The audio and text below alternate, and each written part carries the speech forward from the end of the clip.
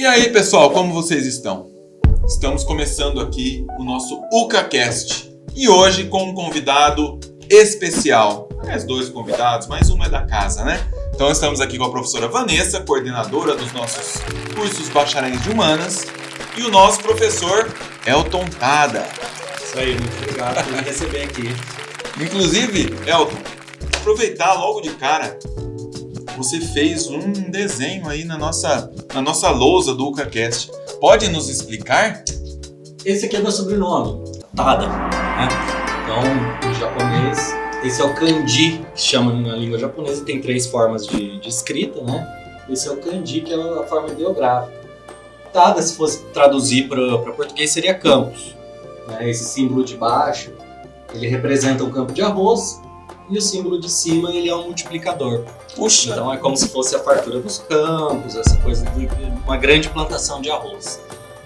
Que legal! Legal. Então, olha aí, cultura também oriental, né? Cultura oriental.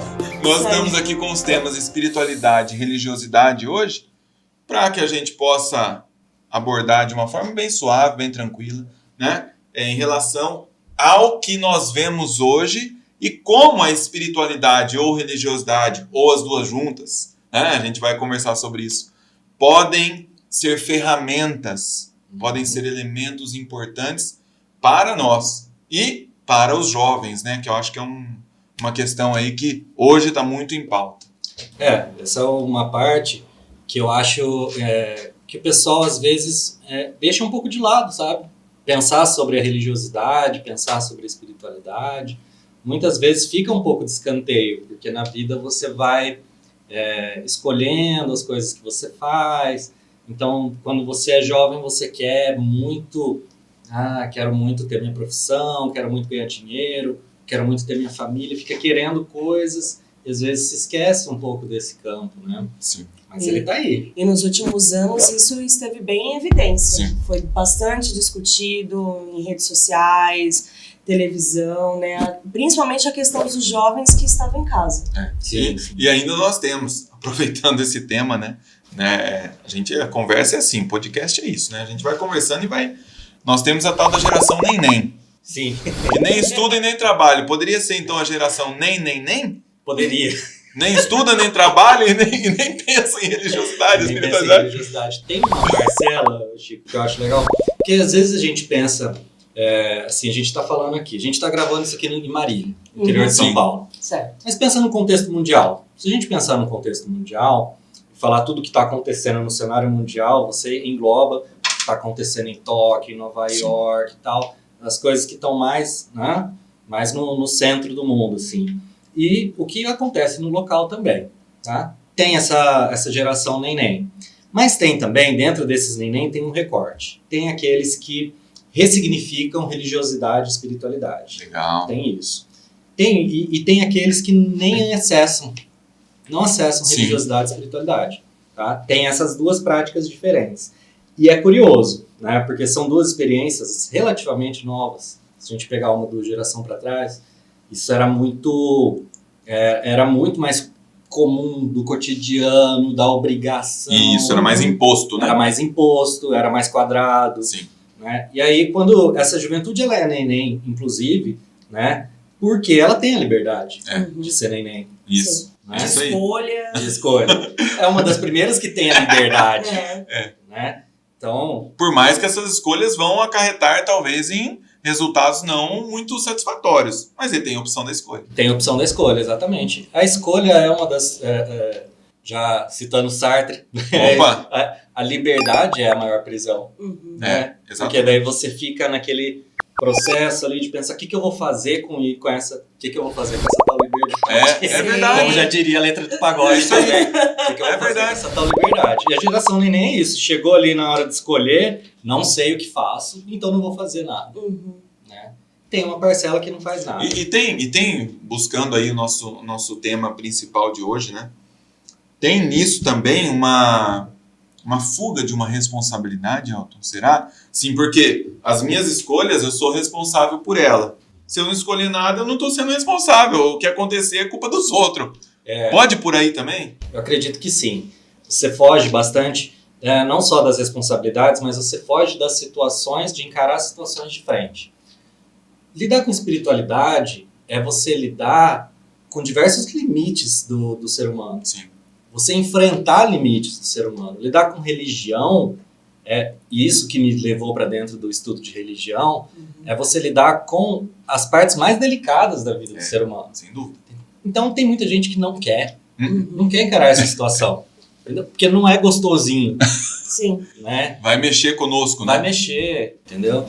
Então, é aquela coisa, da mesma forma que tem gente que foge da terapia, tem gente que foge da religião, Verdade. da espiritualidade, porque não quer encarar. Mas a grande questão qual é a diferença, então? Mas para isso, Vanessa, nós temos uma convidada. Tem uma convidada? Tem Porque uma... a gente tá falando tanto, eu falei assim, e qual é a diferença? Porque muitas vezes a gente coloca os dois no mesmo patamar.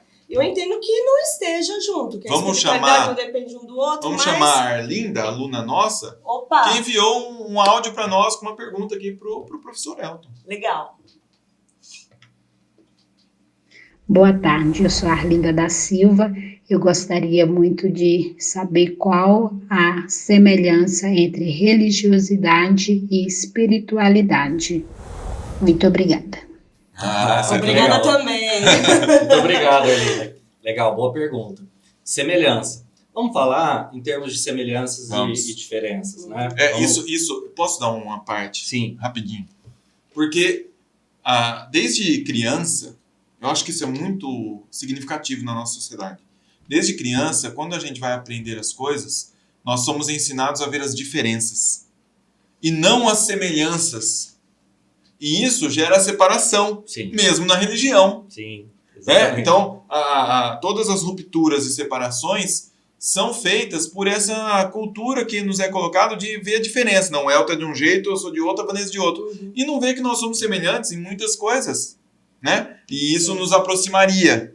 Então, eu acho que é legal só fazer esse parênteses, porque ela usou semelhança e a Vanessa usou diferença. Então, cabe as duas aí. Cabe as duas coisas, exatamente. Vamos lá. Primeiro, se você fizer uma pesquisa no Google agora, você vai encontrar várias definições. Sim. E aí, qual que a gente trabalha? Bom, depende do que você quer trabalhar, a partir de que olhar, né? Essas palavras, elas podem ser usadas de diversas formas, né? E ter diversos sentidos. Eu vou partir aqui de uma definição mais científica aqui pra gente, só pra gente ter essa ideia. Religião, né? Na história das religiões, a gente determina como aquilo que tem rito Sim. e que tem mito. Certo. Né? Se você pega um clássico assim, do estudo de religião, tem essa definição. Tem diversas outras definições que a gente podia utilizar, mas essa é uma definição fácil, eu acho. E direciona bem, assim, Direciona para bem. todo mundo entender. Isso. Religião tem rito e tem mito. Tá? Ou seja, tem uma crença, o mito é uma crença central, né? Os dogmas estão pendurados em quê? Estão aí dentro dessa ideia de mito. Dentro do mito. Isso, Legal. daquilo que se acredita. Então, os dogmas estão dentro daquilo que se acredita, todo ensinamento dentro daquilo que se acredita, e o que você faz é a parte do rito. Tá. Né? Então isso é religião. Espiritualidade. No Ocidente, especialmente, como que a gente divide o ser humano? A gente divide o ser humano em corpo, né? Em alma, e essa palavra alma, ela vem do latim anima, que é a mesma palavra que dá origem animal, e que lá no grego, ela era psique. Né? Então, a alma é o que está ligado ao intelectual. Sim. Ao emocional, ao intelectual, é o que a gente referencia como cabeça. E a terceira parte, o espírito. O que é o espírito? É a possibilidade de anelo, é a possibilidade de ligação com aquilo que está fora de mim e, inclusive, com aquilo que está acima de mim. A espiritualidade é o que, então? A espiritualidade, ela não precisa ter o rito nem o mito da religião. Perfeito. Mas ela é aquele espaço que tem dentro de você, aquela característica que o ser humano tem, que muitas vezes ele nem olha, nem percebe muito bem, mas que ele tem ali um espaço em que encaixa o sagrado, em que se encaixa. Aí, as diversas tradições, cada uma encaixa de um jeito. Divino, né? O divino. O extrasensorial, toda essa coisa. Exatamente. Então, essa é a nossa separação inicial. Qual que é a nossa aproximação inicial? Normalmente, as pessoas, se a gente pegar na nossa história recente, até pouco tempo atrás, a forma mais comum de você preencher a sua espiritualidade era através da religiosidade. Entendeu? Só que o que acontece? A gente está no século XXI. A gente está no século XXI e as estruturas todas, elas foram se movendo, foram se readaptando. E o ser humano, ele tirou. Ele conseguiu ver que ele consegue viver essa espiritualidade sem necessariamente viver essa religiosidade. Até porque muitas vezes a religiosidade ela criou tantas questões materiais com seus ritos e mitos, como você falou, que até a espiritualidade parece que fica um pouco esquecida. E aí muitos enxergaram isso, né? Acontece. Tem gente que vai a vida inteira seguindo uma tradição religiosa, frequenta aquela tradição a vida inteira. Chega lá no final, você fala, o que significou isso?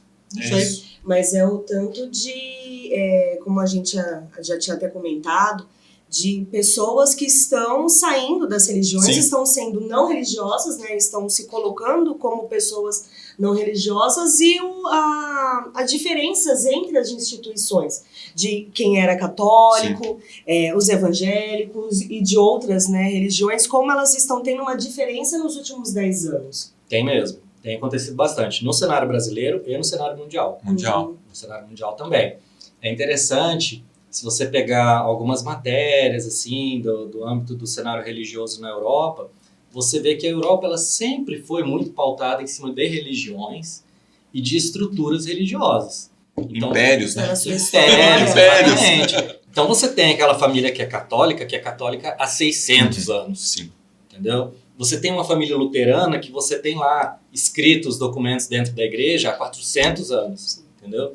Então, isso agora, esse descendente aqui, ele não precisa mais ir na igreja, não se sente mais obrigado a ir. E aí as igrejas vão diminuindo, e você tem a estrutura religiosa, muitas vezes, é compartilhada.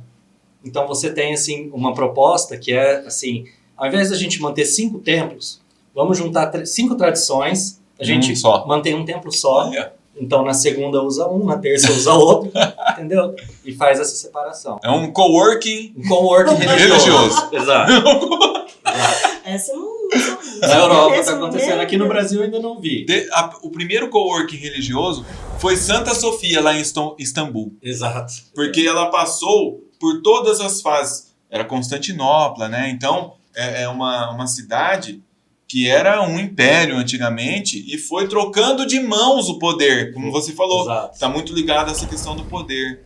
E foi trocando de mão a igreja.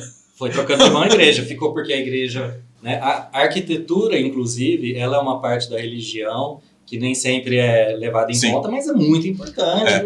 Poxa, tem muitos fatores ali envolvidos. Então, você está ali com a sua ordem, quando você assume o poder religioso, né, você assume o poder político, você assumir aquele poder religioso, simboliza muita coisa. Hoje ela tem elementos católicos e de uma mesquita. Sim. É uma igreja e uma mesquita ao mesmo tempo. Quem vai visitá-la por conta da arquitetura, da história, né? É muito interessante, mas é legal você falar isso, porque será que seria um caminho, né, de aproximação também? Porque a gente viveu muito essa coisa da separação. Se você for pensar no protestante aqui no Brasil, né? O que tem de propulsão de igrejas novas criadas a todo instante por separação. Exato. Então talvez seja uma forma de aproximar o povo de novo. Eu acho que o ser humano, agora, no século XXI, ele começa a perceber um negócio. Assim, eu acho que o complexo narcísico dele começa a cair. E falar assim, eu não sou o centro do mundo. Exatamente. Eu não vou sobreviver se eu não começar a dialogar. Entendeu? Eu não vou sobreviver se eu não começar a dialogar. Mas isso daí não vai ser o novo mimimi? Pode ser. Uma ala vai chamar. Não é? Porque uma ala agora estamos vamos entre os extremos, né? Você vai em países de primeiro mundo, né? Certo. E o que mais se fala? Economia solidária. Sim. Em cuidados, sustentável. economia sustentável, cuidado socioambiental. Compartilhamento de várias coisas, né? Seja de carro, seja de comida, seja de espaços, como a gente falou, espaço de trabalho, e até religioso agora. Exato. Por quê? Porque perceberam que não vai dar. Entendeu? Ninguém faz isso porque é gostoso, né? Faz isso porque perceberam que não vai dar. Necessidade. E as tradições religiosas, elas estão começando a perceber que não vai dar. Uhum. Não vai dar, se ficar tentando só separar, só dividir. Então, na história do Brasil, você lembrou bem, a história do Brasil foi uma história de violência Sim. entre tradições religiosas. Uhum. Entendeu? Intolerâncias, né? Até Intolerâncias. hoje. Até hoje. E aí teve também problema de Estado e igreja, Sim. igreja, entendeu? Tudo isso foi acontecendo e o Brasil ele se formou assim, um país que é múltiplo, mas que não necessariamente respeita as multiplicidades. Entendeu? Infelizmente a gente tem essa marca na nossa tradição, né? Que em outros lugares já foram superadas, já não tem esse problema. Você O Brasil ainda tem. falou da espiritualidade, eu lembrei agora que eu vi em algum discurso do Papa Francisco. É uma figura muito interessante, né? Não precisa ser católico para ouvi-lo ou para gostar de algumas falas dele. E ele fala que a espiritualidade é a seiva da árvore. Sim. Olha que interessante. Você não vê, você não toca, você não... Mas ela está lá. É ela que faz toda a ligação para que a árvore tenha vida. Exato. Exatamente isso, que quando ele olha para a história, o Papa Francisco é de fato uma figura muito admirável.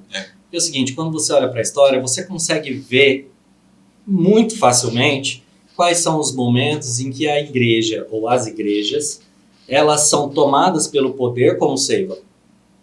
Quando o poder se torna seiva e a espiritualidade sai, Uhum. o que acontece? É isso mesmo. Desastre. Isso aí. O que vai acontecer? Vai acontecer cruzada. É. Vai Caçar acontecer das bruxas. Caça das bruxas. Vai acontecer umas coisas assim épicas, gigantescas, que são, né, dignas de reprovação em relação à condição do ser humano. Guerras entre povos e países, né? Guerras Que até hoje. gigantescas até hoje, né? A levar ao seu inimigo as condições piores possíveis. Uhum. Então tudo isso é quando o poder ele é colocado ali no local de seiva, né? Mas não é. Interessante. É a espiritualidade que tem que dar vida às religiões, né?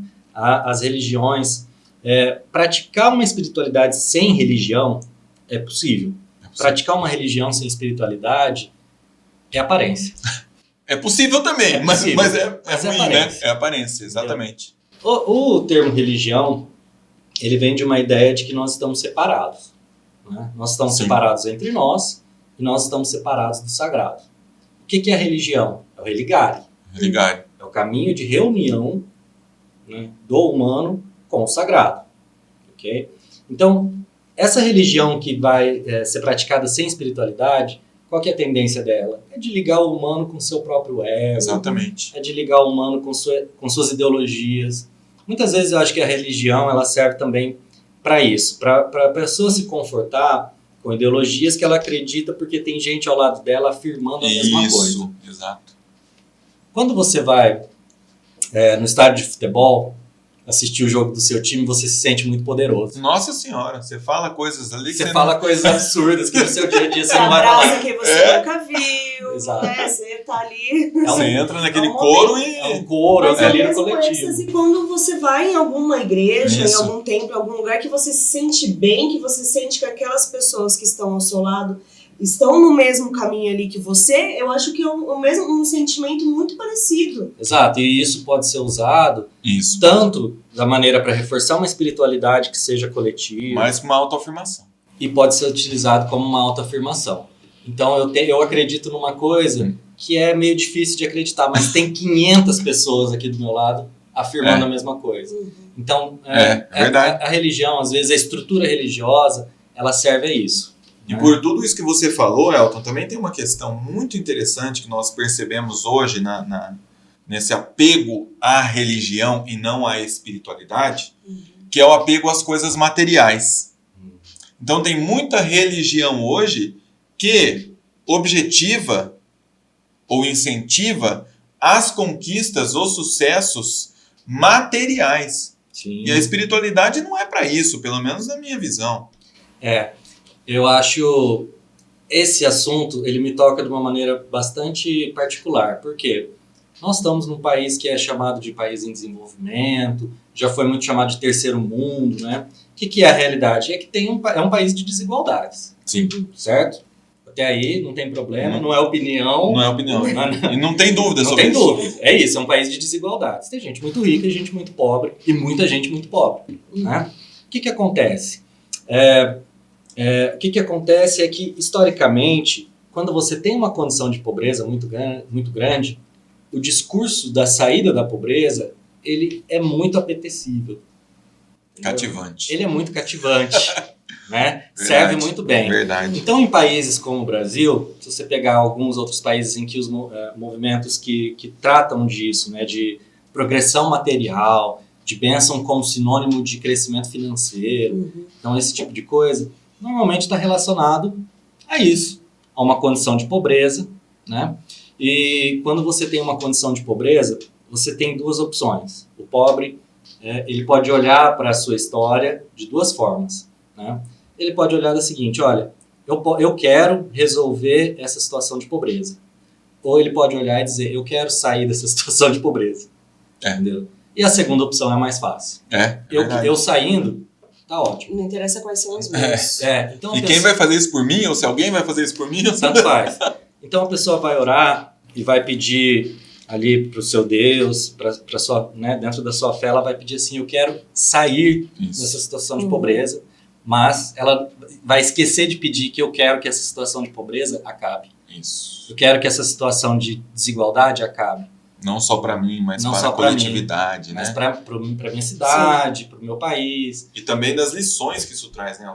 Pois é. Então, às vezes você quer fugir das questões que estão acontecendo na sua vida, você quer só sair, como você falou, mas você não pensa que nessa espiritualidade toda, religiosidade toda, existem ali lições, provas, ensinamentos que nós devemos tirar de cada situação que estamos vivendo.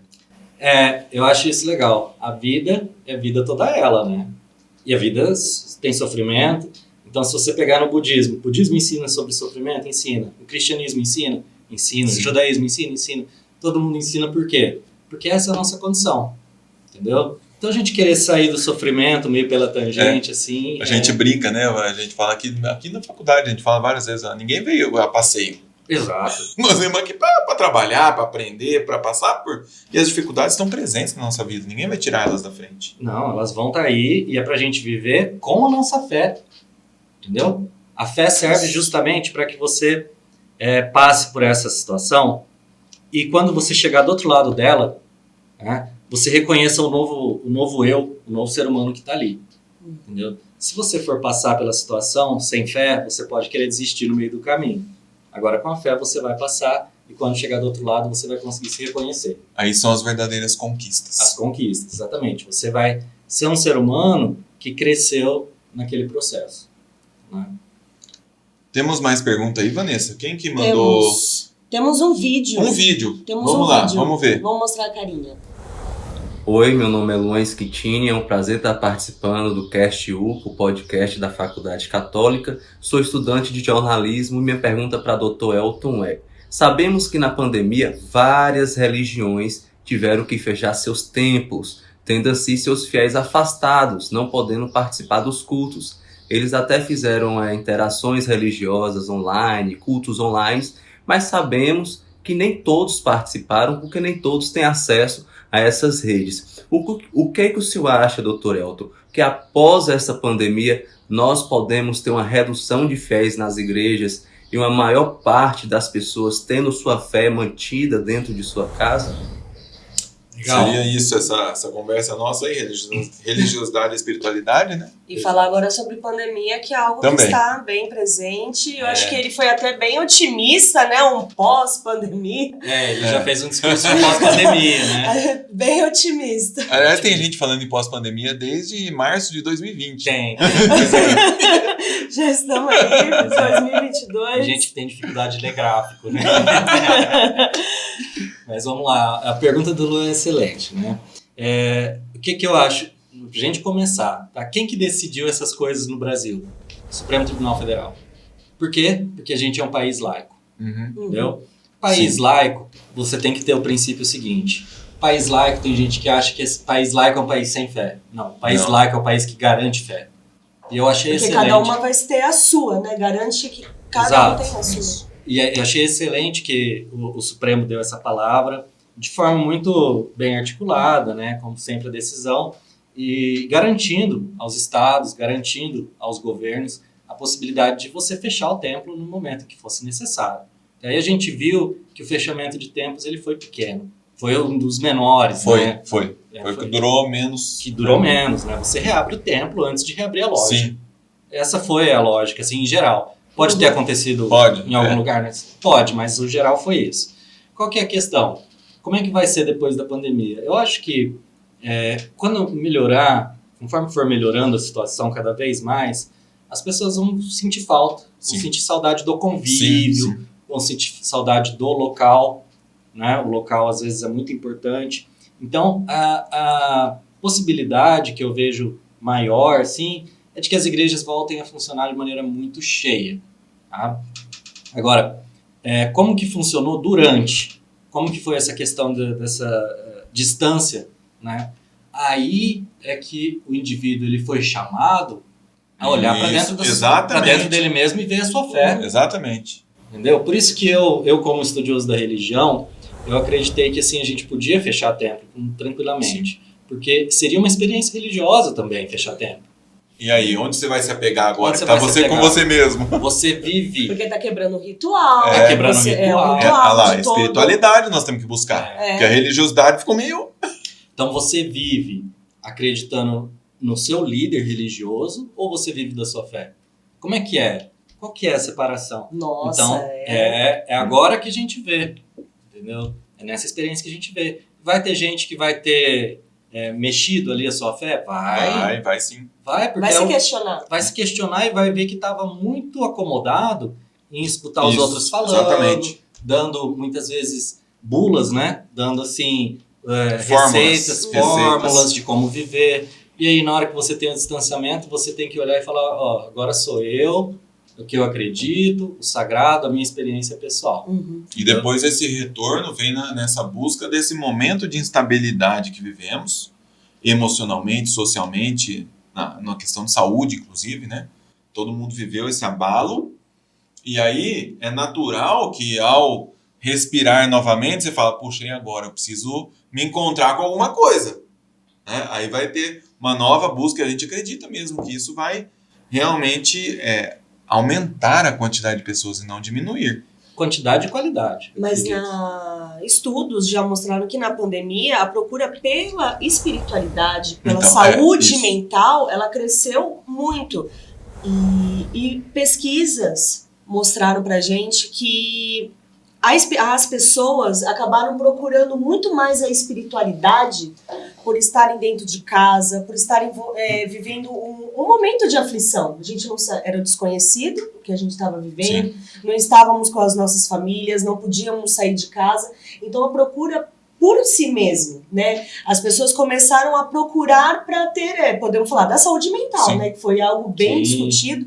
E a religião, não digo que ela tenha ficado, né? E aí já falo por mim, tenha ficado à parte, mas que a busca da palavra, né? Da essência do que é a espiritualidade, ela esteve bem mais presente. Da seiva, né? Vamos pensar. Sim. Buscou a seiva de novo, né? Eu acho que esse foi um excelente momento para a gente buscar a seiva, porque a gente estava precisando de vida. A gente ficou... cada um teve uma experiência pessoal, é claro, mas enquanto sociedade, a gente ficou num stand-by, ali no medo, de que tanto que a gente ia perder de vida, que tanto que a gente ia recuperar de vida. Se a sua mesmo, né? A sua mesmo. Sentimento de perigo, né? Isso traz também uma busca por se apegar em algo, né? Com certeza. E assim, a gente começou, a pandemia era muito desconhecido, a gente estava com medo. Só que o medo do desconhecido é ansiedade. O medo do desconhecido é ansiedade. E aí a gente começou a ver as pessoas adoecendo, a gente começou a ver as pessoas morrendo perto. E aí essa ansiedade ela passou a ser um medo que tinha nome, que tinha idade, que tinha sobrenome e tal. Aí eu acho que muita gente parou e pensou assim, olha, pode ser que seja eu, pode ser que sejam meus entes queridos, pode ser que seja... Então eu vou arrumar a casa, eu vou deixar a casa arrumada, porque pode ser que, né, sim, aconteça. Eu que vai encontrar com isso. Eu que vai encontrar. Eu participe disso, né? Mas aí foi se estendendo o tempo, que achava que era 6 meses, 1 ano, virou no começo achamos que era 15 dias, né? Anos. Estamos indo aí para um 3º ano, né? E o que a gente pode... Como que trabalha? Porque a gente já passou do medo já não tô mais, já não quero mais acreditar. Já voltou, né? A gente já falou assim, eu não aguento mais. Já tô de saco cheio desse negócio aí. Eu não aguento mais, eu não quero mais acreditar nisso. É verdade. Muita gente adoeceu emocionalmente, né, nesse período, e não quer mais lidar com isso, de fato, porque machuca mesmo. E eu acho, uma coisa que eu acho legal, na linguagem da psicologia, inclusive, é que, assim, sintoma faz parte. Sim. Sintoma é normal. Então, você adoeceu, você ficou ruim, tal, tá difícil. Então tá, isso é normal, isso é da vida. Agora, reconstrói a partir do que tem, do material que tem. Então, a gente tem que buscar aquilo que encaixa com a nossa vida, tá? Não o que encaixa com o nosso conforto, Isso, é necessariamente, verdade. mas com a nossa vida. E tem coisas que a gente pode fazer e tem coisas que a gente precisa fazer, né? Então, tem coisas que vão, no campo da espiritualidade, vão ter coisas que você vai precisar fazer, né? Vai ter coisas que você vai ter que olhar, assim, de fato, e aquele assunto que você sempre deixou meio de lado, que você nunca quis mexer, você vai precisar fazer. E nessa linha da pergunta da Vanessa aí, as distrações que nós temos, materiais do nosso dia a dia, também nos impedem, às vezes, desse olhar interior. A gente se ocupa de um monte de coisa para fugir de nós mesmos. A espiritualidade, eu vou dar um exemplo que eu acho que nesse sentido, é um exemplo ótimo. Eu vi, isso foi antes do começo da pandemia, eu assisti uma palestra, se eu não me engano, da Divinity School, da Universidade de Chicago, não tenho certeza, mas eu acho que foi na Universidade de Chicago, que é a pós-graduação em ciência da religião nos Estados Unidos, eles chamam normalmente de Divinity School. Ah, né? Divinity, É a escola de divindade, né? E aí eu vi uma palestra deles falando dos aspectos religiosos ou de religiosidade do CrossFit. Nossa Senhora.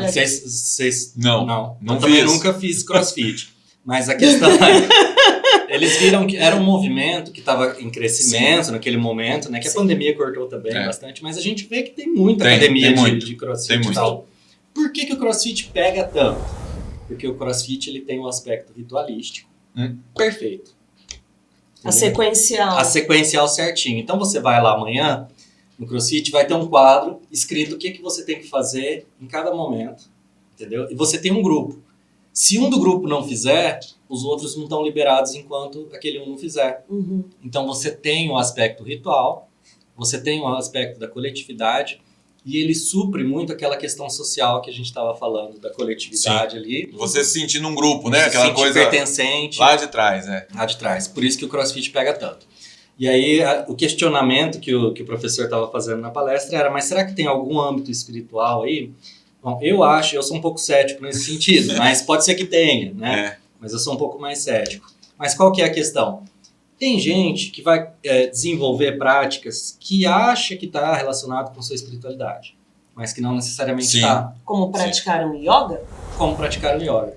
O yoga, ele é espiritual, tem milenar. Mais. Tem mais. Só que a partir do momento que ele vem para o Ocidente, ele fica só exercício. ele fica só exercício. O Ocidente... Eu vejo na televisão, já fiz na TV, né? A gente lá tenta fazer os movimentos, mas e aí também? O Ocidente, ele tem a capacidade de secularizar as coisas de uma maneira fenomenal. De tirar os aspectos religiosos, espirituais das coisas. É a árvore morta. É uma árvore morta. Ele traz a árvore para você, mas ela tá morta. E você deixa lá na... As práticas que são essas que a gente está falando, assim, estruturais sensíveis, elas têm função. O yoga pode ser muito bom para sua saúde. Sim. Sem dúvida. O CrossFit é excelente para sua saúde. Você vai fazer meditação, excelente. Na Netflix tem um documentário falando sobre meditação em cura de estresse pós-traumático de militares norte-americanos que voltam da guerra e não conseguem se readaptar à sua vida. Entendeu? Então melhora o estresse pós-traumático ali, a depressão que o cara vai desenvolver quando ele volta da guerra e teve uma realidade lá pesada, vai melhorar 70% com ele fazendo meditação diária lá dentro da universidade com acompanhamento de um professor, de um pesquisador. Então, o benefício é grande? É grande. E se fosse espiritualizado? Então, é porque ficou só na técnica, né? Ficou só na técnica. E a parte espiritual? Uma hora ela acaba, a técnica acaba. A técnica vai ter no puxar. Exato. Então, talvez esse cara que já pratica meditação e que já sabe ali como que é a meditação, ele poderia olhar agora, que ele já sabe o que é aquilo, ele poderia olhar também um pouquinho para qual que é o sentido espiritual disso. Exatamente. Né? Eu acho legal, assim, que no Japão, aqui no Brasil a gente tem o exemplo da Monja Coen, que está na mídia sempre falando disso. Conheço uma pessoa muito querida. Ela fala o seguinte, a questão espiritual ali, do silêncio, de você sentir a sua respiração, de você perceber onde você está, ela é muito importante porque é uma das coisas que mais falta, entendeu? Então a espiritualidade, ela não necessariamente é metafísica. Isso. Não necessariamente você vai precisar de um milagre, de um sinal externo, não. Às vezes você, para cumprir com a sua espiritualidade, para atender a sua necessidade espiritual, você precisa respirar. Entendeu? Mas por isso que a gente estava comentando do crescimento da espiritualidade na pandemia. Porque o medo trouxe isso para nós. Então, a partir do momento que eu olho para mim, eu tenho medo, começo a ver e falo assim, eu tenho medo de ir embora. Né? Então, eu vou começar a olhar o perdão, as práticas, né, os sentimentos que você tem. Você começa a se olhar mesmo para si mesmo. Você começa a ver o que você errou, o que você pode fazer. Porque é isso, o que a gente vai fazer no pós-pandemia? E tem né? outra, né? Eu vou olhar para as pessoas e vou falar, poxa, o que eu fazia de errado? Né? E o que eu posso melhorar agora? São algumas das coisas que muitos estão falando. E nessas distrações, né, Vanessa, que foram tiradas momentaneamente da nossa vida, quando às vezes você está se sentindo meio esquisita, o que você vai? Você vai comprar um negócio, você vai tomar um negócio. E na pandemia, você não podia nem comprar e nem tomar. Então, foi assim, vamos dizer, sabe aquela lição meio forçada? Sim. Que a gente precisa olhar para determinadas coisas em nós. E a gente não vai olhando, vai deixando. Uma hora vem e, olha, você tem que olhar. Né? Vai ser meio que a força. Você não quis na hora que estava tudo certo, então vai ser na força. E nós, como sociedade, estávamos necessitando disso. Não só no individual. Exato, porque a sociedade é a soma dos individuais. Exato. Né? O cara, quando ele passa por um problema, hoje em dia, na nossa realidade e tal, então ele vai lá no shopping, ele compra uma calça jeans, ele dá uma ressignificada ali, ele dá uma... Né? Mas isso faz bem, né? Dependendo, você olha ali, você significa aquilo. Você olha ali, você fala, de comprar, de comer, né? De comprar, de comer. Comer é muito forte, aumenta né? um pouquinho do tanquinho ali, né? Aumenta o nível da bateria. A bateria dá uma aumentada. O cara, né? Só que, justamente, esse é um momento que seria a chave para o cara olhar e ver aspectos da vida espiritual dele que estão, muitas vezes, totalmente desconexas, né? Então, e os porquês, né, Elton? Por que eu estou precisando disso? Por que eu estou precisando disso? Qual que é o sentido, né, de fazer isso aqui? Então, é lógico que eu não estou dando uma dica aqui pro pessoal que está nos assistindo de virar aquela pessoa super introspectiva. Vou me isolar do mundo, vou lá no Monte do Tibete. Vou morar na caverna, agora. Não, você pode continuar indo no shopping, você pode... Agora, voltar para a caverna, né? Já para uma... Agora, se você tiver, né, um pouco de consciência do que você está fazendo, provavelmente já vai ser um princípio para que você esteja ali alinhado com as suas necessidades espirituais, com a sua realidade, com a sua espiritualidade ali também. Né? Então, esse é o movimento de ter consciência das coisas. Né? Como nós falamos aí em questões orientais, em meditação, e não sei, tem uma pergunta aí que é uma pergunta que está escrita. Vamos ver de uma das alunas também da faculdade, que nos enviaram. Olha lá. Garliene Paiva. Minha pergunta, no budismo, como é o olhar para uma calamidade pública e pandemia? Que legal.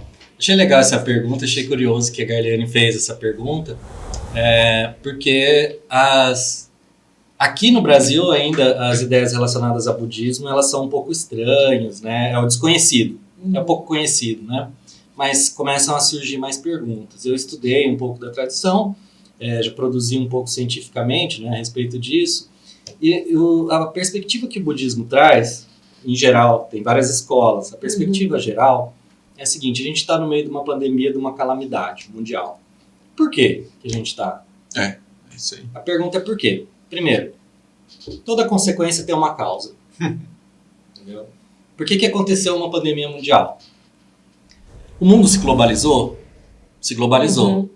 Então eu lembro quando eu era criança, a gente estava na escola assistindo aula de geografia, as verdade. professoras vibravam falando de globalização, porque... Nossa, né? a gente ouvia toda a aula, Toda globalização, aula. globalização. Década de 80, 90, era isso que se falava na escola, globalização. Não, 80 não, Elton, você está entregando isso. Não, eu nunca estive. Eu não vivi essa década. Não. É isso, eu nasci em 97. Mas é isso, aconteceu assim, essa coisa da globalização, o mundo se globalizou. Quais são as consequências da globalização? Pô, você tem um vírus que acontece em algum lugar, ele vai para o resto do mundo. Exatamente. Entendeu? Vai acontecer no resto do mundo e beleza. Não é só informação. Não é só a informação que foi globalizada, exato, nós somos seres humanos e a gente Compartilhou tudo. compartilhou tudo. A gente compartilhou tudo, menos as boas condições de vida, né? Essas não são compartilhadas. Essa Não. Estamos Agora, em vírus, sim. E não vai ser a última. Uhum. Né? Não vai ser a última pandemia que a gente vive, não vai ser a última calamidade Sim. pública que a gente vive, Sim. porque olha o que nos espera. Nós, como jovens, Opa, que a gente aí já, sim. já mostrou aqui, né? A gente estudando, nascendo no final da década de 90, a gente vai viver o seguinte, a gente vai viver muito racionamento de água, a gente vai viver consequências assim da poluição, que são drásticas, gigantescas, a gente vai viver Desmatamento. Desmatamento. Nossa, tudo, né? matrizes energéticas que até se adaptarem vai demorar ainda muito tempo, a gente vai queimar muito petróleo ainda. Então, a gente vai viver muita calamidade mundial. Queiram Deus e todos os deuses e tudo, qualquer coisa que você acredita, que a gente não viva outras guerras mundiais. Mas eu acredito que o ego do ser humano ele é tão forte, que é muito difícil a humanidade passar um século sem ter uma guerra de proporções mundiais. Tá? Isso no século XX ainda foi, depois da Guerra Fria, eu acho que ainda ficou mais diminuído porque teve algumas guerras locais que os grandes participaram por trás. Né? Sem se envolver Sem se completamente envolver e tomar completamente proporções e tal. enormes. Sim, mas a gente vai viver tudo isso. Agora tá, respondendo. Então a gente teve globalização, a gente teve uma pandemia como consequência disso, tá? E vai continuar acontecendo. Catástrofe vai continuar acontecendo. Sim. O que a gente pode fazer? Como que o budismo enxerga isso? O budismo enxerga assim, olha, se você não quer consequências, não gere causas. É isso aí. Entendeu? É isso. Não gere causas. Agora, Toda causa tem um efeito, mas todo efeito tem uma causa, você tem que buscar. Exato. Agora, você não quer que aconteça a próxima, então vamos cuidar diferente. Perfeito. Vamos cuidar diferente. A gente pode evitar, agora que o mundo está globalizado, a gente pode fechar todas as fronteiras? Não. O que a gente pode fazer?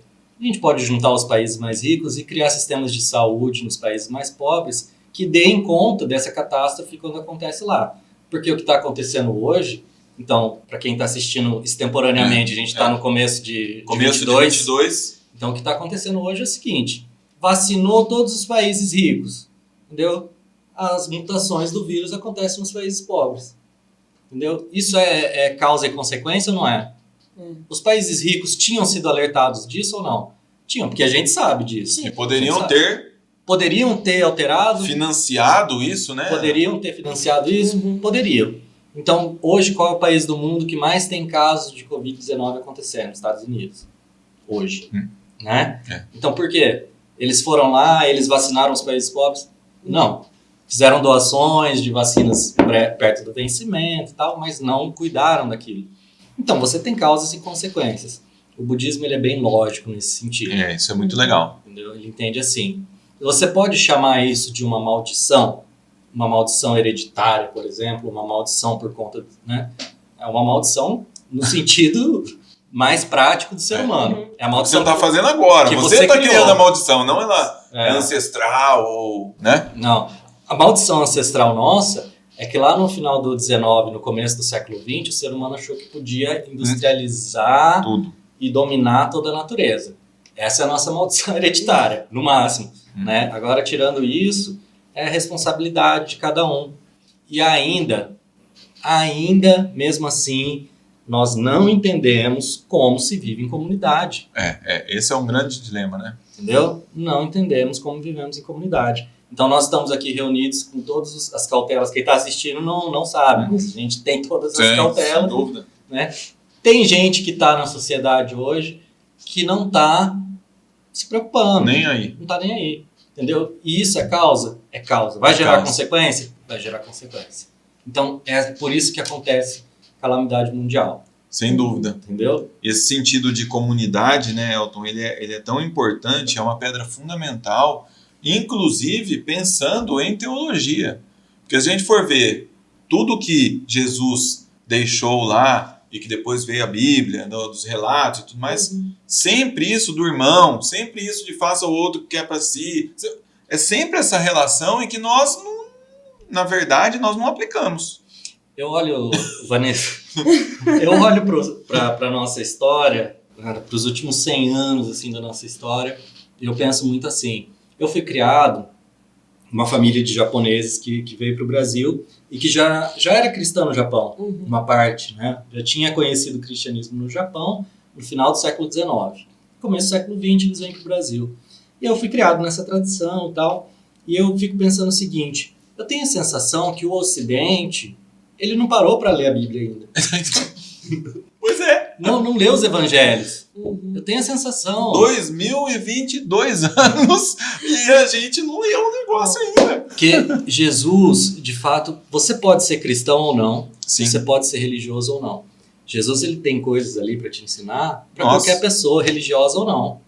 Entendeu? Mas aí a gente entra nas interpretações, né? Aí a gente entra nas interpretações, as pessoas forçam a barra e querem enxergar um Jesus muito distante daquele que está escrito ali, né? E tudo bem, faz parte da vida também as dinâmicas das pessoas terem interpretações diferentes. Mas assim, eu acho que quando você lê com a intenção de colocar a seiva ali da vida, Sim. Você enxerga algumas coisas. Quando você lê com a intenção de colocar o poder dentro daquela árvore, você vai enxergar outras coisas. Ou o que convém a mim, né? Exato. E aí você lê só o que convém a você e o que te defende nas suas Mas a gente opiniões. está acostumado a isso, né? É. O individualismo, né? Na própria sociedade. Sim. O nosso crescimento é sempre pessoal. Eu trabalho para mim, eu cuido de mim, no máximo é ali os que estão próximos. Quando o pessoal né? fala ajudar o próximo, fala ajudar o mais próximo, que é a minha família. Infelizmente a gente cresce numa sociedade que é assim, né? Individualizada, Competitiva, não colaborativa, né? Tem uma charge que eu vi alguma vez, falando, um menininho rezando assim antes de dormir, falando, Deus, por favor, você podia matar algum parente da professora? Porque vai ter prova amanhã, eu não estudei. Nossa, que pesado. Super pesado. Mas ilustra exatamente Que isso. pesado. Não é tão distante da realidade, Não. Tem gente que realmente não está preocupado com o que acontece com os outros. Está ali como Deus é um servo seu, que está ali para te beneficiar Isso, pra a qualquer você, custo. Exatamente. Entendeu? Em detrimento dos outros. Em detrimento dos outros. Ixi, tanto faz. Então, empatia, compaixão, compreensão são palavras assim, inexistentes. É como se não tivesse nada disso no Evangelho, né? Então, eu acho incrível isso. Eu acho que o Ocidente cristão, ele tinha que aprender a ler a Bíblia. Legal. Eu tenho essa sensação. E as espiritualidades em geral que a gente vê acontecendo hoje, que tem uma coisa que me chama a atenção. Eu acho que esse aqui é o ponto novo que a gente vai conversar, que eu tenho, assim, refletido. Eu acho que tem uma espiritualidade hipster acontecendo, assim, sabe? Olha. Essa é nova. Agora... Ideia nova. Dá uma nova tese. Vamos dá uma patentear nova isso tese. aqui, ó. Patentear isso aqui. Você vai ter que patentear isso Depois a ainda gente não vi procura isso. no Google se alguém já Eu ainda não vi produziu isso algo, escrito em né? nenhum lugar. Mas eu acho que tem uma espiritualidade hipster. O que é isso? É uma espiritualidade que você vai lá, vai colocar o seu vestido, o seu manto branco, entendeu? Vai se sentar em meio à natureza e tirar uma foto bonita e postar no Instagram. O hipster é o mostrar pros outros, É né? mostrar pros Com outros um ali. filtro bonito aí, Põe um né? filtro Põe ali, um ó. filtro. Né? Aí vai deixar a foto ali com um ar, né, de misterioso e tal. E aí você vai experienciar ali. Deu 100 curtidas? Então valeu. Entendeu? Nossa, Então, olha. encheu o meu espiritual. Nossa, Deu 200, né? Vou transcender. Agora eu vou Parece aquele meme, né, da pessoa que vai, a cabeça vai assim, né? Não explorar. precisa nem de Explode. meditação, já Entendeu? Eu acho que a gente tem isso muito acontecendo, sabe? Uma espiritualidade, assim, meio de aparência. Porque, Então, é isso porque aí. esse discurso também pega, né? Fica Sim, legal, né? sim. Uma pessoa... Porque é um tipo de sucesso, né, Elton? É um tipo de Não sucesso. estamos vendendo de novo material? Lógico. Sucesso para alguém material? E até o brasileiro falam, né? Não me lembro agora onde que eu também li, qual foi o site, que falam que as duas coisas que mais o brasileiro tem é fé e criatividade. Fé e criatividade. É a criatividade que fala assim, só o brasileiro, nossa, tem coisas que... Mas tem uma criatividade para fé também, né? Também. Que fala que são as duas coisas. Eu falei, você olha e fala assim, como as duas coisas juntas, né? A fé e criatividade. Criatividade é porque os memes, o que a gente fica vendo na internet, você fala, nossa, só o brasileiro pra ter inventado isso, né? Mas, e a fé tá sempre junto. A fé tá sempre junto. Eu acho incrível. Você abre o seu Facebook agora, a gente tem rede social, a gente tem alunos de alguns anos, a gente tem... Nas redes sociais tem bastante gente. Você abre lá, tem uma foto da pessoa na praia, lá segurando uma prancha de surf, assim e tal. E daí na descrição, o Senhor é meu pastor e nada me faltará. Só agradeço. E zen, e uma citação da Monja Coen ainda embaixo, sabe? Uma coisa assim. É muito, eu acho que tem uma espiritualidade que tá muito assim, das aparências ali. Sim. As Então, pessoas e se tem utilizam, mais, hein? né? E tem mais um detalhe. Muita gente tá usando frase, coloca o autor e nem é dele a Coloca frase, o autor errado. nem confere. Coloca o autor errado também, né? Poxa vida. Então, essa espiritualidade, assim, que mostra... Nossa, uma coisa que eu sempre vejo, assim, 5 passos pra você... Nossa, ter Começou sucesso com em cinco. alguma coisa. Começou com 5 passos, já dá uma olhadinha melhor. Você já dá 3 pra trás. Dá 3 Ah, pra não fala trás. isso porque eu já tava pensando em fazer 5 passos pra melhorar sua escrita, alguma coisa assim. Os 5 passos, não, tem 5 passos que funcionam, lógico. Eu acho engraçado que tem às vezes uns 5 passos assim para você atingir a paz espiritual, Nossa. tal, para você atingir. Gente, muito cuidado com isso, entendeu? Por que isso é muito ruim? Eu vou falar, não é preconceito meu não, né? Por mais que possa ser em alguma instância aqui né? Mas não é uma questão de preconceito. Não é o objetivo Não é o objetivo. Porque nós somos bombardeados por informações. Sim. A gente não acessa informação, nós somos bombardeados. A ideia de que a gente acessa informação em rede social, ela é muito parcial. Ah, você acessa, vê o que quer. Não, um monte de coisa é jogado na sua frente.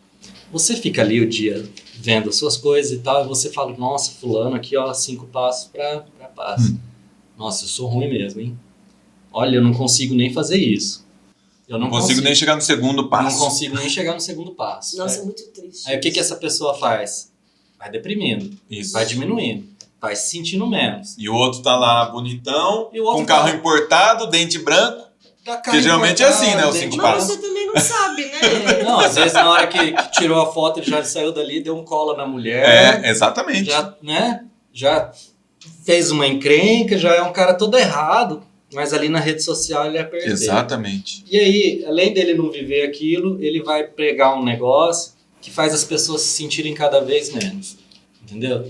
Então eu acho legal que nas redes sociais a gente acesse coisas que sejam, Sim. né, mais realistas. E coisas realistas, Vanessa, a gente sabe que a gente está gravando Vai ver. aqui, eu tô com uma roupa relativamente beleza, entendeu? Só que a gente, quando tá em casa, quando a gente tá lá sofrendo, quando a gente tá lá, não é nada disso, não. Então, quando a gente tá lá, né, no nosso quarto, sofrendo a nossa dor, é diferente, né? A dor de barriga pega cada um de um E jeito. dor de Sim, dente, sim. rapaz, É que eu dor de passei essa dente. semana, misericórdia, fui fazer canal no dente. Pô, você sente, Eu tava chorando lá sozinho. você sente dor de dente, você lembra da sua infância, você lembra Sim. de todos os... Meu Deus, onde está você? Senhor, Senhor, por que me abandonaste?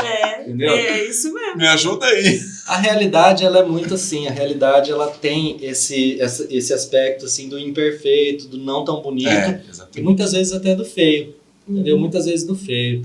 O ser humano adulto, o adulto, a última pesquisa que eu fiz agora na educação foi sobre a infância, e com isso eu aprendi muito sobre o adulto.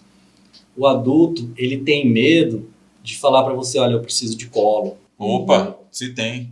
eu Uma preciso de colo. autossuficiência enorme, né? Um orgulho. E a gente precisa de colo. Sim. A gente precisa de amigo que a gente pode ligar, né, 2 da manhã e falar assim, ó, eu não sei o que eu tô fazendo, eu não sei, me ajuda, entendeu? É muito difícil para o adulto pedir ajuda, é muito difícil para o adulto aceitar que perdeu. Pô, perdi.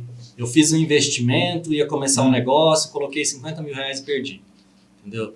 Não, porque o adulto tem muito essa dificuldade. Eu costumo falar, Elton, que a gente tem uma coisa que nós aprendemos durante todos esses séculos e milênios, é saber dar justificativa.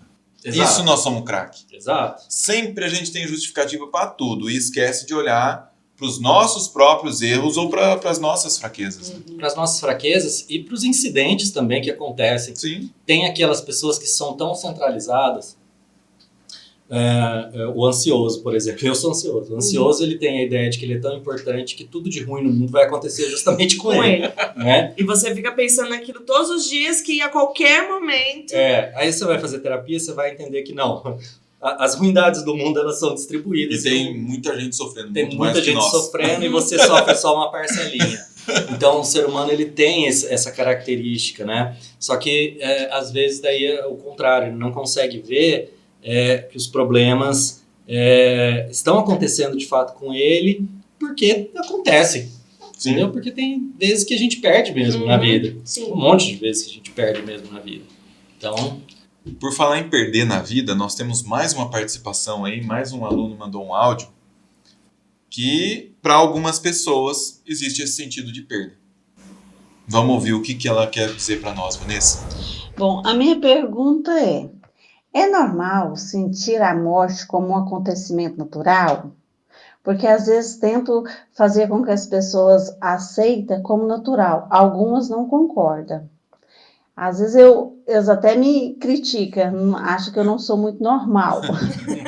Mas, assim, eu tento ver a morte de uma forma bonita, às vezes. Às né? vezes ela Do fato do acontecimento, do momento do acontecimento da morte, eu tenho morte que, para mim, é bonita e às vezes as pessoas me deixam, falam, não, você não é normal. Né? Essa é uma dúvida que eu tenho. A outra é assim, eu creio que ninguém morre antes do dia que Deus determinou. Então, será? Eu creio assim, mas tem muitas pessoas que não. Às vezes a gente ainda está em debate. Então, essa pergunta, Elton, ele tem muito a ver com o que a gente estava falando de sentimento de perda, né? Sim. E essa coisa diferente. A Vanessa, ela quer falar sobre o Viva a Vida é uma Festa, não é, Vanessa? Não, é o que eu tava refletindo aqui, que a confusão dela é a confusão de muitos nós, né? Quando ela fala do ser bonito, né, da morte não ser algo ruim, isso me lembra os rituais, né, que o médico faz, a partir da morte. O filme mesmo é lindo, você vê como lindo. Que eles fazem essa celebração pela vida, não pela morte em si, mas é pela vida. E aí, ao mesmo tempo, você se coloca porque a gente cresce para não acreditar nisso. Se fosse algo negativo. Que a morte é algo ruim. A morte vem por isso que a gente estava aqui tratando até agora sobre a busca da espiritualidade na pandemia, né? É o medo da morte. Eu tenho uma história sensacional relacionada a isso. Fui no velório do pai de um amigo meu, né?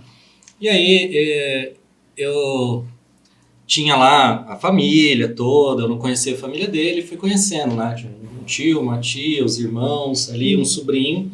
Eu achei a coisa mais linda, inclusive uma criança bem pequenininha, um japonesinho lá. E aí a gente foi pro enterro, né? Em Maringá você atravessa a rua e é o cemitério. Então fomos, foi pro enterro, enterrou. Portanto, o vô daquele menininho, né? Enterrou. A tia, né? A tia veio, chegou no menininho e falou, agora o vovô virou estrelinha, tá? O vovô tá no céu, tá? O menininho olhou assim, olhou pra ela e falou, não, o vovô tá ali. Entendeu? Então, essa é uma perspectiva. Você é ensinado a olhar com determinadas lentes para as coisas. Tá? Mas no seu interior mais real, qual que é a perspectiva que você tem? Você pode usar a religião para entender os fenômenos, para dar sentido nos fenômenos, para acreditar nas coisas. Mas não para distorcer as coisas. Tá? O vovô tá ali ao mesmo tempo e virou uma estrelinha ao mesmo tempo. Entendeu? Sim, tem as duas coisas. A morte ela pode ser bonita. Pode. Né? O que depende para a morte ser bonita? A vida. A vida bonita. A vida bonita. Uhum. É Exatamente. isso aí. Então, eu acho que no contexto da pandemia, muita gente perdeu.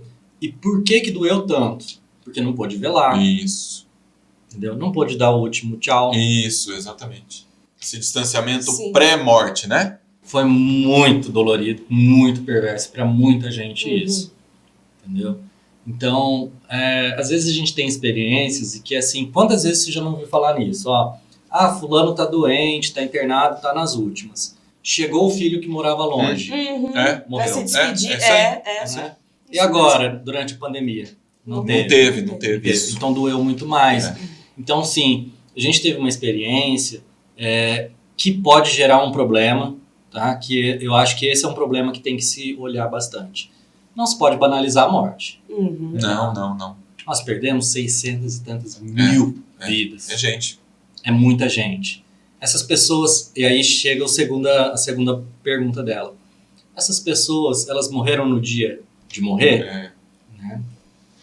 Aconteceu que foi assim, e não tem como a gente traçar Vamos nós aqui avaliar a morte do outro, né? não tem como traçar um universo paralelo em que essas mortes não teriam acontecido. Mas dependendo de aspectos religiosos, cada religião vai fazer uma leitura diferente Sim, Vai sobre fazer uma isso. leitura diferente sobre isso, com certeza.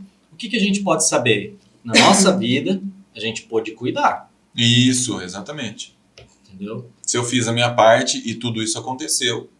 Se você não quis se vacinar, não usou máscara, Aí, exatamente. aí é uma responsabilidade sua. Não joga essa responsabilidade em Isso, Deus, é em isso ninguém, aí. não. Isso aí. Tem uma parte que é responsabilidade sua, eu gosto de falar assim, Vanessa, 99% da minha vida eu não tenho controle. Eu não escolhi a família que eu nasci, eu não escolhi o tempo histórico que eu nasci, eu não escolhi nascer no sul do Brasil, como eu nasci, então, não escolhi 99%. 1% É meu. é meu. Então, eu tenho que cuidar certinho desse 1%, Sim. tá? Então, com relação ao dia de morrer Sim. e tudo mais, E tem outros aspectos, né, Elton? Outro dia a gente estava conversando aqui na faculdade sobre esse assunto. Muitas pessoas buscam a morte de diversas formas, né? Sem que ela estivesse realmente preparada para aquele momento. Então, por exemplo, com drogas, por exemplo, com Uma alimentação. uma alimentação, com uma saúde sem nenhum tipo de cuidado, com álcool, com outros vícios, com tudo mais, e você vai deteriorando esse corpo físico, que às vezes tinha ali uma gasolina para 80 anos, e você com 70 já não aguenta mais. Não era um dia previsto, talvez. Exatamente. Não era, não. Talvez a programação biológica Isso. não fosse essa, né? E aí Então é um tema que realmente abre muitas conversas. abre muita conversa. Agora, a primeira parte ali da pergunta dela, que ela fala sobre a morte ser bonita, eu acho que realmente dá para resgatar um pouco. A morte ser bonita faz com que a morte deixe de ser triste? Não. No sentido da separação, No não. sentido da separação, não. Exatamente. Toda separação dói. Sim. Toda separação dói. A gente gosta de ter as coisas que Sim. nós temos e temos dificuldade de lidar com a terra rodando, as coisas acontecendo. Pô, eu até hoje, eu comecei a ficar careca com 20 anos. Até hoje eu não me conformei muito bem da separação que eu tive do seu meu cabelo. Então, a vida... Ainda bem que eu não tenho esse problema. Você não. Você foi por opção, né? As coisas vão acontecendo na vida e assim, pô, as separações vêm, entendeu? As separações vêm e elas têm que ser significadas. Isso. Você pode ver isso como uma coisa positiva ou negativa. O que você não pode fazer? Fugir das coisas, entendeu? Se eu quiser colocar uma peruca que ficar falando Nossa. que eu tenho cabelo, vai ficar só mais feio e vai só, entendeu? Vai só atrapalhar a minha vida. Então não, tem que olhar de frente para as É coisas. melhor a gente ver pelo lado bom, Você não precisa acordar e pentear o cabelo, você não gasta com muito shampoo. Exatamente. Né? Então tem um monte de coisa Tem boa. um monte de lado bom pra gente olhar. E as experiências que a gente tem. Tem gente que tem muito medo da morte. Eu tenho medo da morte do ponto de vista físico. Tá. Porque se doer, Da dor. da dor, né? Isso sim. Agora tem gente que tem muito medo da morte. Do pós. Do pós-morte, todo o sentido que que tem nisso. Eu vou Dependendo virar, da religião. dependendo da Uhum. religião, eu vou virar um fantasma, Sim. eu vou virar o quê? Eu vou pro Vou pra inferno. falar, céu. Certo? Então, a O que humanidade... queria determinar isso, né? que Pois queria é. determinar isso. Então, Se servir para modificar as pessoas e elas fazerem o bem, para elas mesmas e para os outros, ótimo, né? ótimo. A questão é a gente só pensar nisso e não fazer por onde. Exato. Aí que tá o grande dilema. Você fala, eu quero ir pro céu. Por quê? Né? Por que que você quer? Porque eu sou especial. Eu quero ir pro céu, entendeu? Porque diz que é bonito. É bonito. Então, não é assim. Os sentidos, eles vêm a partir da vida que se vive. Isso não da aí. vida que se fala, né? É, Da vida que se vive. Que é o interior, né? É o interior, É o interior. é a espiritualidade. Espiritualidade. Acho que o ser humano que busca salvação, ele, primeiro de tudo, ele tem que encontrar qual que é esse buraco que a espiritualidade encaixa assim na sua vida. Sim. A partir do momento que ele encontrar qual que é esse encaixe, ele vai encontrar o caminho da salvação nesse anelo entre o que é físico, o que é material, o que está aqui, e o que é possibilidade acima da vida. Acima de Fazer Legal. um equilíbrio desses pontos, né? Exato. É você conseguir, mesmo que seja 5, 10 minutos, parar Sim. para pensar ali em você, no que você está fazendo. Mesmo, não precisa postar. Que nem a gente Não, já falou, não. precisa postar, mas o contemplar que a gente fala é você sentar, sentir um vento, Isso. começar a pensar nas coisas boas, né, no que você pode fazer, do que não fez. Eu acho que isso vai, né, nos transformando. Tem uma receita de Santo Agostinho, né? Que era ao final de cada dia você avaliar tudo o que você fez, as coisas positivas e as negativas, o que fez de errado e o que fez de certo. Se a gente fizesse só isso, já seria um grande passo para essa evolução, para essas conquistas espirituais. Exato. Enquanto a gente não faz isso, vamos postar foto no Instagram. Não, de repente, né, por imagem, né, e vou falar sério, né, pô, você tá ali no mar, pô, areia, mar, né, ó, eu sou caiçara, então, né, é bom. É bom. Ô Elton, para a gente caminhar aí já para o encerramento, o que você recomendaria nesse sentido dessa busca das pessoas que ainda não encontraram essa espiritualidade? Não é os 5 passos, não, pelo amor de Deus, nós não queremos isso de você, senão você vai negar tudo que você falou até agora.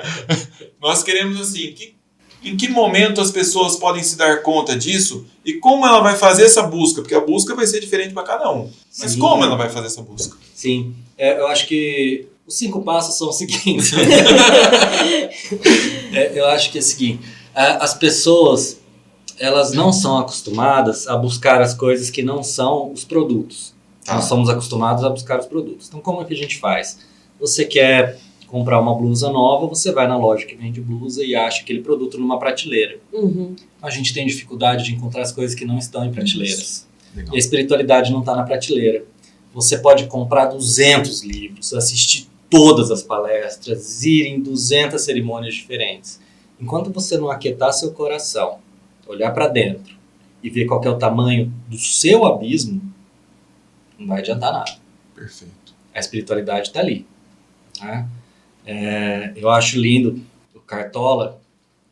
Aliás, aí, eu vou deixar uma dica. Escutem Cartola, O Mundo é um Moinho, Nossa. Legal demais. que ele fala isso. Entendeu? Quando Sim. notares estás à beira do abismo, abismo que cavastes para ti.